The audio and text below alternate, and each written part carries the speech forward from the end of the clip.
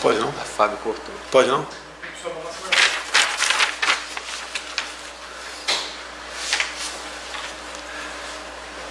Em Brasília, 19 horas. Não é a voz do Brasil, não, tá ok? É a voz do presidente. 25 de julho, quinta-feira. Aqui ao meu lado, a nossa tradutora de Libras, Elisângela, já de conhecimento de todos. E à minha direita, o major da nossa Polícia Militar do Distrito Federal, Jorge Francisco, e também ministro da Secretaria-Geral, é isso mesmo? Nosso novo ministro que está fazendo um brilhante trabalho. Eu o conheço há muito tempo, conheci o pai dele, trabalhou quase 20 anos comigo, você uns 10, e tem uma das missões mais difíceis aqui na presidência, né? Ele, além do prefeito aqui, ele é a pessoa chamada para qualquer problema, para nos ajudar a solucionar. Então, está estreando hoje nessa live aqui. Bem-vindo, prezado major. Obrigado, presidente. Nosso ministro. Boa noite a todos. Primeiramente, né, tivemos enchentes em Recife, região metropolitana, lamentavelmente com mortes, e nós nos solidarizamos com os familiares. É triste essas catástrofes acontecerem, mas Deus proteja, Deus conforte os familiares, o que se for. Acabei de receber aqui uma comitiva de chineses, né, especificamente o ministro de Negócios da China, também uma autoridade no partido chinês, conversando sobre a nossa ida no final de outubro para a China. O vice-presidente esteve há pouco tempo na China, também fazendo um trabalho de reconhecimento, de aproximação, e a China, como nosso primeiro parceiro comercial do mundo, interessa sim aprofundarmos as negociações com esse importante país. E só para lembrar, né, na minha ida à China, começa dia 20, uma atividade nossa em Salvador, Bahia, o evento da canonização da Irmã Dulce, um evento católico. Hoje nós fomos convidados e compareceremos. O Brasil é um país laico, mas nós somos cristãos. Bem, de manhã estive em Manaus, estive lá para abrir aqui o Conselho de Administração da Suframa, né? O superintendente é o Alfredo Menezes, estava lá presente o prefeito local, o governador, o Wilson, também os governadores lá de Roraima, de Rondônia e do Acre, porque a Zona Franca de Manaus envolve 5 estados, se não me engano, na região ali. Então, presentes, discutindo muita coisa de interesse para a Amazônia. Até eu lembrei ali, o pessoal já sabia, obviamente, né?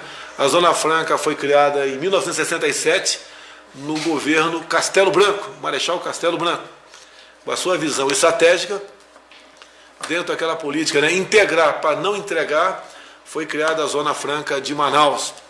E vale lembrar que Castelo Branco foi eleito presidente da República do Brasil no dia 11 de abril de 1964.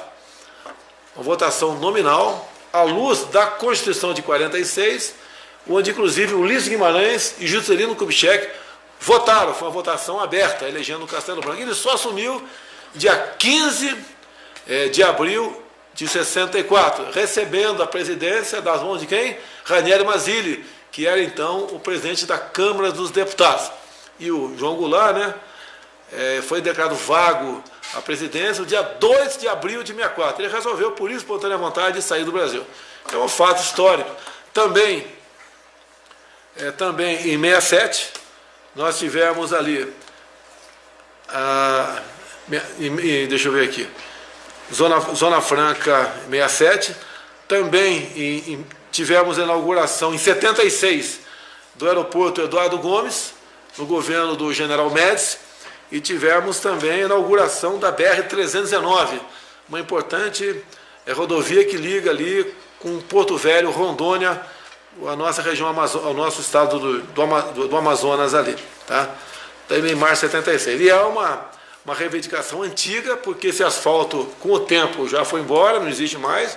Está uma estrada praticamente intransitável, e através do nosso ministro aí, o Tarcísio, da Infraestrutura, ele já reservou recurso para, ainda no corrente ano, começar o asfaltamento da mesma. Major, temos alguns problemas, alguns trechos com licenciamento ambiental, perfeito, que o nosso ministro Ricardo Salles está conduzindo a contento essa questão. Tenho certeza que todos nós ganharemos com a implementação dessas obras aí lá na região amazônica lá. Vamos lá? Aproveitar o Major aqui do lado aqui, ele teve uma importante reunião hoje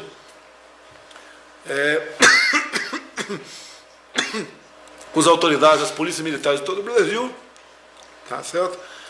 Onde, via um decreto, nós pacificamos muita coisa na Polícia Militar e Corpo de Bombeiro Militar. Major. Perfeito, presidente. Hoje foi uma honra para mim participar do Encontro Nacional de Entidades Representativas de Policiais Militares e Bombeiros de todo o Brasil, em São Paulo, juntamente com o Conselho Nacional de Comandantes Gerais de Polícias Militares e Bombeiros também, mais de 700 policiais militares e bombeiros de todo o Brasil reunido. E nós tivemos algumas boas notícias trazidas ali, eu representando o senhor naquele evento. O senhor não pôde estar em função da agenda de Manaus, e presente conosco o nosso governador do Rio de Janeiro, o Wilson Witzel, o Major Olímpio, o nosso senador, os comandantes gerais da PM de São Paulo, Santa Catarina, que representa também todos os comandantes do Brasil, e o Coronel Marlon, que conduz a Federação Nacional de Entidades Representativas, o Coronel Miller, que é o auxiliar. Bom, nós inovamos na legislação que regula as atividades da Polícia Militar e do Corpo de Bombeiros em todo o Brasil, por determinação do senhor. O senhor ontem assinou o decreto, publicamos hoje no Diário Oficial da União, permitindo que policiais militares e bombeiros possam atuar em atividade de interesse da corporação e assim preservando todos os seus direitos em escolas cívico-militares, que é um projeto belíssimo que as polícias militares estão fazendo de gestão compartilhada com várias escolas da rede municipal e estadual pelo Brasil como um todo. O senhor hoje mesmo teve em Manaus, que tem exemplos também muito positivos. E essa escola que eu tive em Manaus hoje, Major, só para conhecimento, né? Esteve agora numa competição de matemática, sim, né? Lá no Japão, e foram campeões. Então, parabéns à nossa Polícia Militar do Estado do Amazonas, que vocês foram vitoriosos nessa Olimpíada de Matemática no Japão. Isso nos enche de orgulho. Comigo também lá, representando o governo, né, o nosso ministro do Meio Ambiente, Ricardo Salles, que também fez a proposta. Hoje o Ministério do Meio Ambiente tem mais de 300 unidades de conservação conduzidas pelo ICMBio, e as polícias militares também rotineiramente já empregam policiais em policiamento ambiental. Então nós fizemos a proposta de permitir também o emprego desses policiais nessas áreas de preservação, que vai ser útil para o meio ambiente, vai ser mais efetivo lá o emprego da polícia com os recursos que o meio ambiente já tem. E por fim, nós temos muitos parlamentares que são egressos das polícias militares e corpos de bombeiros em todos os níveis, e nós conseguimos ali também uma possibilidade de que esses policiais possam assessorar no Poder Legislativo na esfera federal, distrital, municipal, estadual.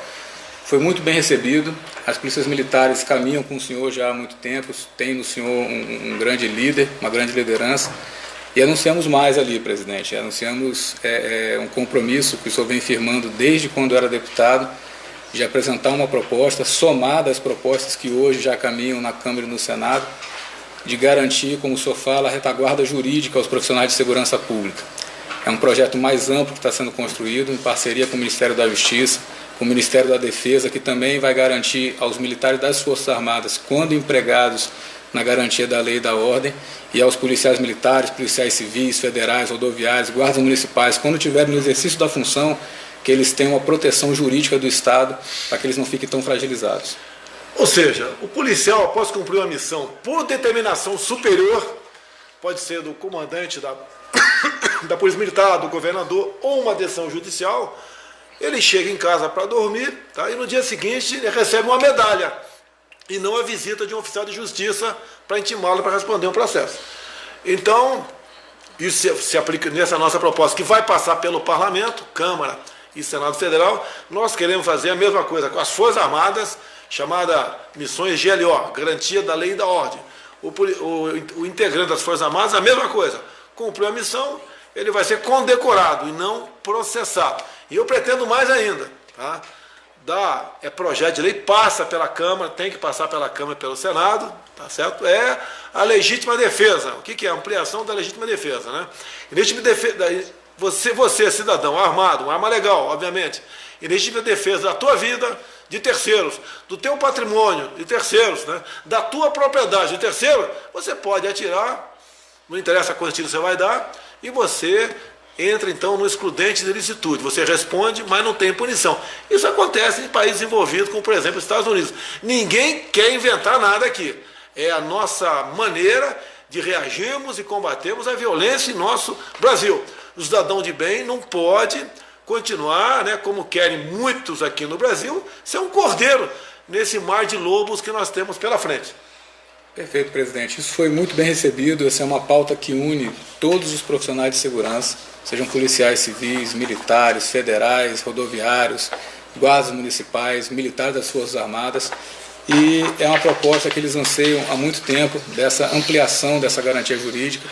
Muitos se sentem ali simplesmente que o Estado vira as costas. É uma covardia muitas vezes que o Estado faz com jovens policiais e militares que são colocados numa situação de confronto, e quando em algum momento haja algo que fuja do controle, porque não há, obviamente, na maior parte dos casos, a intenção do policial em fazer o uso errado da sua arma, mas isso acontece numa situação real, eles ficam completamente desamparados, gastam às vezes dinheiro, os colegas têm que se cotizar para conseguir advogados e tudo.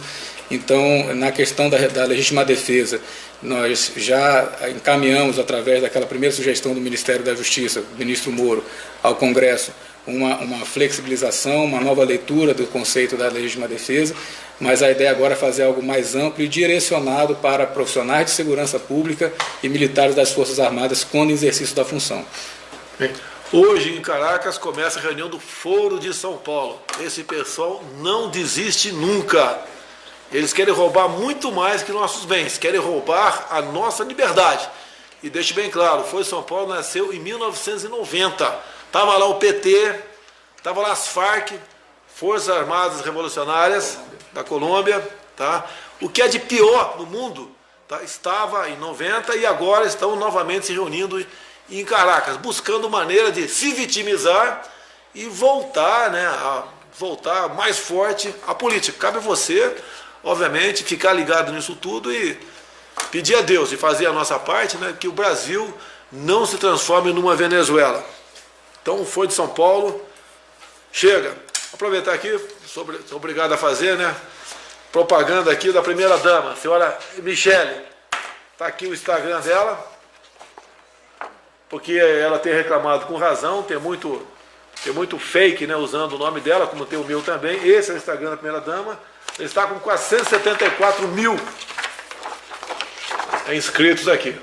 Quem puder se inscrever, o trabalho dela voltado basicamente para pessoas, né, com deficiência no Brasil. Não é porque a minha esposa não faz um trabalho maravilhoso antes mesmo de ser primeira dama. Então, parabéns à senhora Michele Bolsonaro.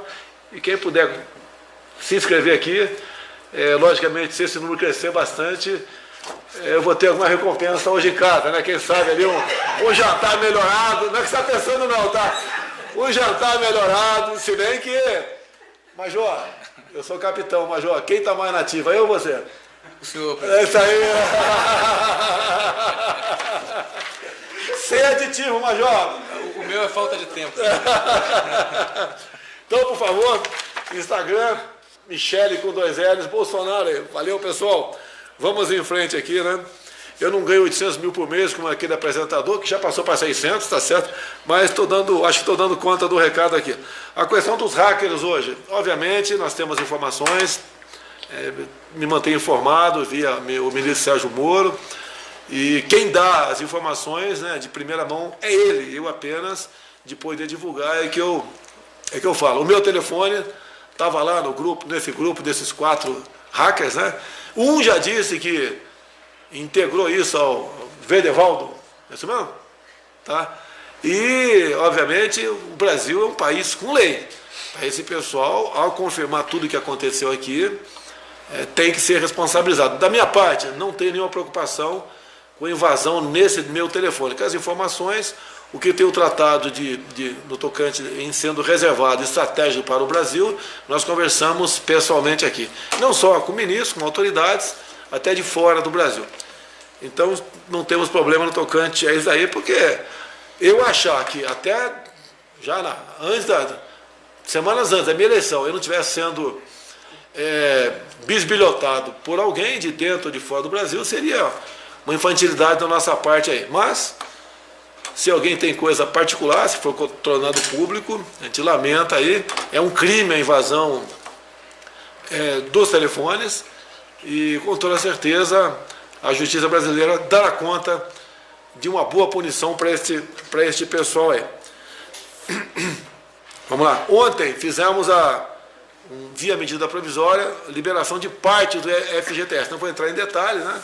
Muita gente reclamando, só R$500, reclamando, etc. Mas deixe bem claro. As condições para saque do FGTS são 15 atualmente, 15. Né? Demissão sem justa causa, aposentadoria, falecimento, idade igual ou superior a 70 anos, a questão de casa própria, e nós botamos uma 16ª aqui, que é opcional.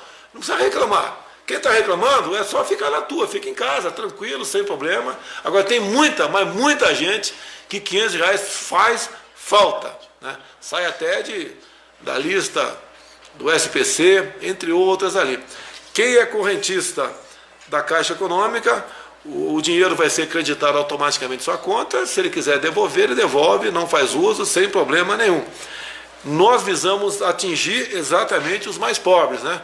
Por volta de 80% de quem tem uma conta aí no FGTS, por volta de 80%, tem R$500, tem menos de R$500 em sua conta. Então vai ajudar. Eu lembro meu tempo de tenente capitão, qualquer R$100 a mais, 200, né, que entrava de uma forma ou de outra no meu orçamento doméstico, era muito bem-vindo, como capitão do Exército. Imagine quem tem um salário aí menor ou tem uma inconstância na sua vida profissional. Bem,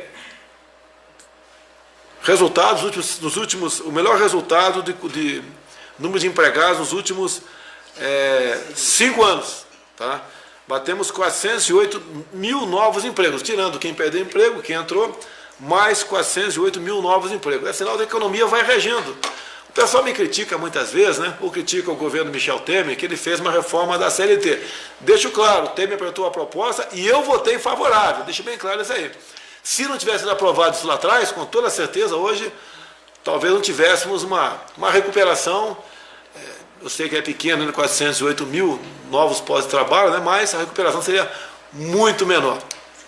E também a questão da reforma da Previdência, que para alguns é uma quimioterapia, sim, gostaria que não fosse feita a reforma, mas Lula tentou lá atrás, Dilma tentou, Michel Temer também tentou e não conseguiu. Realmente não é fácil, tem muita reação, mas passou na Câmara com uma larga margem de votação, tá certo? E isso é um sinalizador para investidores de fora e de dentro, que o Brasil está preocupado em fazer o dever de casa. Nós estamos gastando muito mais do que arrecadamos. Tive agora com o governador do Amazonas, tomou medidas também drásticas no tocante ao servidor público estadual. E ele falou a mesma coisa, se não fizer isso, o Estado quebra. E temos estados no Brasil que estão numa situação bastante complicada, como o meu Rio de Janeiro, está complicado ainda. Goiás, tenho conversado com o Caiado, tá? Rio Grande do Sul também tem problemas, entre outros estados.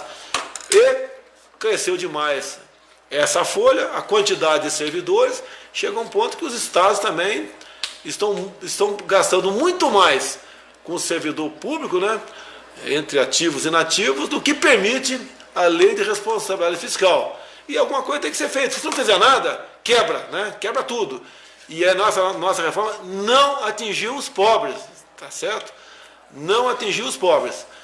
E de modo que fiquem tranquilos que isso fomos obrigados a fazer e o Brasil, no meu entender, vai decolar na economia a partir do ano que vem, se Deus quiser. Se bem que já está dando sinais de recuperação desde agora.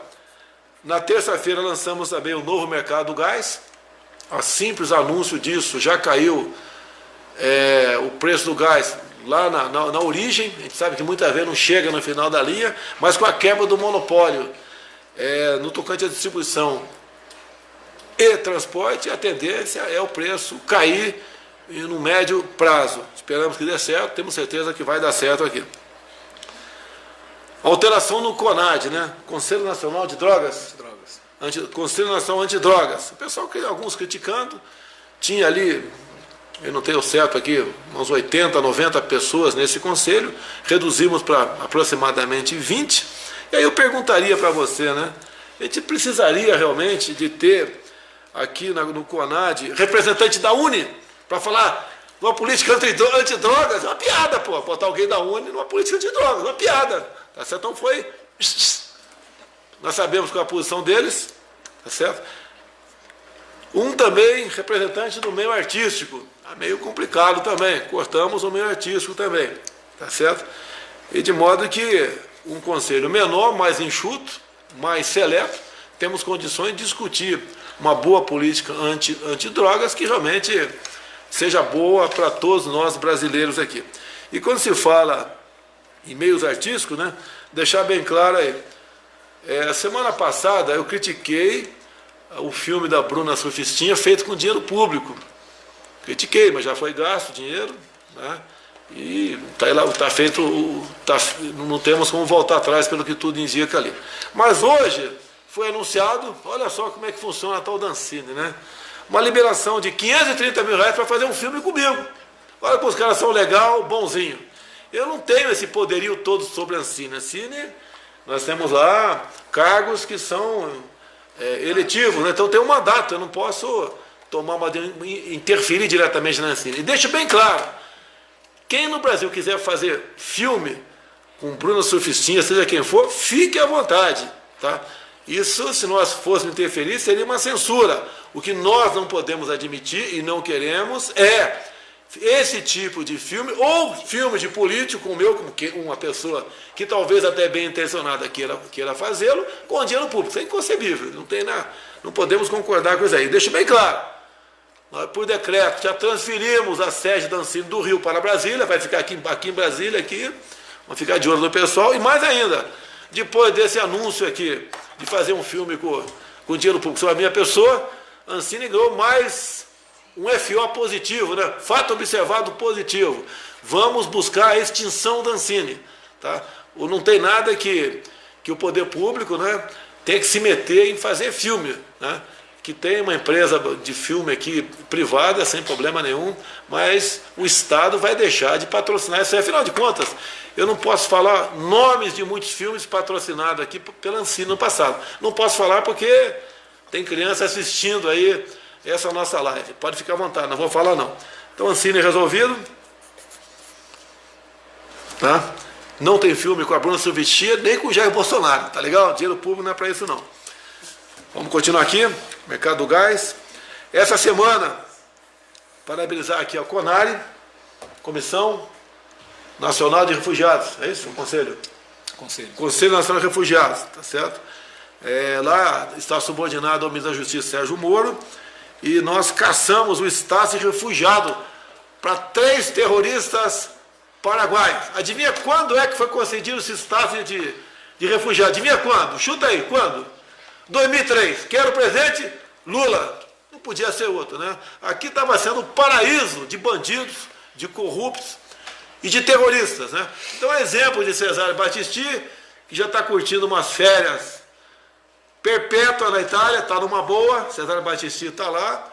Eu até, quando tivemos agora em Santa Fé, eu saudei o presidente da Bolívia, alguns se assustaram, né? Saudei, falei que estava com saudade dele, e o cumprimentei nesse momento, fisicamente, né? Que ele, quando o Cesare Battisti foi preso lá na Bolívia, ele extraditou para a Itália esse terrorista responsável por 4 execuções da Itália, tá certo? e ele, com toda certeza, agora vai ter uma vida mansa aí nos próximos 90 ou 100 anos, tá certo? Então o Brasil deixa de ser um paraíso de bandidos, travestidos de refugiados políticos aqui, deixa de existir. Questão dos caminhoneiros, né? Hoje iria comigo para Manaus o nosso ministro Tarcísio, teria muito o que falar, mas ele continuou trabalhando na questão dos caminhoneiros no Brasil, nós irmãos, que merece respeito, consideração, sabemos da importância deles e uma possível greve foi debelada, mas continuamos trabalhando para atendê-los, né? Como, por exemplo, revogamos a nova tabela de frete, fica valendo a anterior, né? Outras medidas para eles, um projeto nosso apresentado na Câmara, aumentando a validade da carteira de motorista de 5 para 10 anos, é uma boa medida ou não, prezado Major? Excelente, presidente. Ali não só com relação à carteira de habilitação, aumentando o prazo, que é um custo alto, né, para o caminhoneiro, para todos os motoristas, enfim, mas pesa muito para o trabalhador. Também o exame toxicológico, né, acabando ali, que é um custo altíssimo, pesa muito para o bolso do trabalhador no dia a dia. Isso, eram exames que eram feitos com uma periodicidade muito pequena.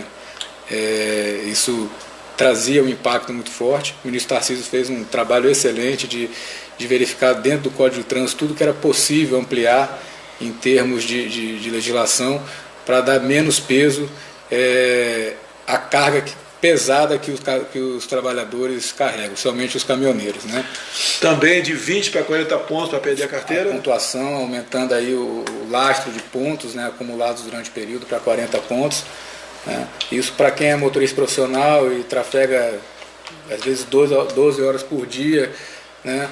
É muito comum de acontecer, infelizmente, e termina penalizando, tirando aí o ganha-pão do trabalhador humilde na ponta da linha. Não é perder a carteira de habilitação, é perder a carteira de trabalho. Sim. Então quem fica na estrada o tempo todo, você já fez uma viagem, posso falar porque eu já fiz, né? Rio Santos, radares, lombadas eletrônicos de 40 km por hora. Prometi sim, estou fazendo o possível para acabar com a multagem eletrônica, mas a ação na justiça, via lá o Espírito Santo, tá certo? Estamos numa briga com a justiça a justiça quer manter os radares. Nós estamos negociando, talvez aí passar para 1.000, reduzir para 1.000, fazendo o possível, colocar onde exatamente deve ser colocado e ser sinalizado. Cada radar, se porventura for em 1.000 realmente, nós vamos aí numerar. Você está aí, por exemplo, na BR-163, vem um radar, tem um número lá, número 200. Não pode ter um radar número 200 no Rio de Janeiro, no Rio Grande do Sul. Só 1.000 no Brasil. Por mim não teria nada. Estamos trabalhando, aguardo uma resposta do ministro Sérgio Moro, ele está fazendo um estudo. Eu quero também botar um ponto final, Major, nos radares móveis. Sim, perfeito. Isso, por meio de resolução, né, o Ministério da Justiça está revendo esse procedimento, é uma determinação do presidente. Muitas vezes a gente percebia que a fiscalização ela ficava escondida, omissa, não cumpria o efeito educativo, era apenas um propósito arrecadatório. As multas são altas, o ministro Tarcísio está tendo um zelo muito grande de fazer o direcionamento da instalação dos equipamentos de fiscalização eletrônica de maneira técnica, criteriosa, onde efetivamente há risco de acidente, mas de forma sinalizada para que cumpra o efeito educativo, não somente o punitivo. Também nós botamos um ponto final, porque era uma resolução do simulador. Eu espero que a Câmara não bote agora na lei a obrigatoriedade do simulador, que tem muito interesse espúrio nisso daí. Deixar bem claro isso aí. Tá certo? Espero, logicamente, tenho convicção que a Câmara não vai fazer isso, mas sei que já tem gente lá querendo deturpar completamente esse nosso projeto que visa atender a todos os motoristas do Brasil e também, em parte especial, os caminhoneiros, motoristas de ônibus, de van, de táxi, de Uber, tá certo? Na questão dos 40 pontos. E uma coisa, Major, que olha só, eu levei pancada. No meu projeto, eu estou botando lá, e quem não tem a cadeirinha no carro para transportar o filho, né, ele sofre uma penalidade de 3 pontos na carteira. E estão me criticando, dizendo que eu facilitei, que eu liberei as cadeirinhas. Lá no código estava previsto multa e ponto na cadeirinha no código? Não, muito pelo contrário, presidente. Na verdade, foi mal interpretado a informação. A cadeirinha não tinha uma previsão na legislação. O senhor, na verdade, trouxe essa previsão para a lei. A pessoa está tirando ali, por essa relação previa, era a punição pecuniária, é o peso ali da multa, né, do pagamento da multa. Mas a exigência da cadeirinha não tinha previsão em lei, o senhor trouxe isso para a legislação com muita responsabilidade, né, é um instrumento importante para a proteção das vidas. Mas como eu falei, assim, o ministro Tarcísio está sendo muito zeloso realmente em verificar no Código de Trânsito aquilo que pode facilitar. Só para você ter uma ideia, presidente, o preço médio para a obtenção de uma CNH com as regras atuais é de R$2.000. R$2.000 é muito dinheiro para a maior parte da população brasileira. E às vezes o carro é o primeiro meio de trabalho. Hoje a pessoa pode trabalhar num aplicativo, como motorista de aplicativo, pode começar a fazer algum tipo de serviço e imagina um jovem começar a tirar R$2.000, às vezes, da onde vai tirar esse dinheiro? Então, os simuladores e tudo encareciam muito a concessão dessa carteira de habilitação.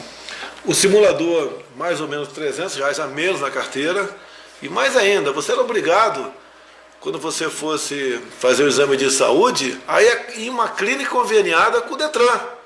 No projeto nosso, caso aprovado, você pode ter esse atestado com o teu irmão, com o teu pai, com o teu filho, com o vizinho, no Hospital Central do Exército. Qualquer médico habilitado para isso poderia. A gente espera, com toda certeza, que a Câmara não mexa nisso, muito pelo contrário, né? Aprove o nosso projeto e até inclua mais coisas, que 513 pessoas na Câmara e 81 no Senado tem uma cabeça para sugerir mais medidas para que, de modo que fique mais barato isso aí. Eu sou mais ainda. Eu seria favorável, eu aprendi a dirigir na fazenda, né? Com 10 anos eu estava dirigindo trator lá em Eldorado Paulista, na fazenda Quilongose. Eu acho mais ainda, né? Eu acho que nem devia que ter exame de nada, tem uma parte escrita apenas, tá certo? E vai para a prática. Não tem que cursar a autoescola, fazer muita coisa, ter aula de uma coisa que já sabe o que vai acontecer. Então, uma prova prática e uma prova escrita ali, teórica, seria o suficiente para tirar a carteira de habilitação. Mas vamos deixar isso para um segundo momento. Bem, eu acho que está acabando aqui, vamos repetir, né?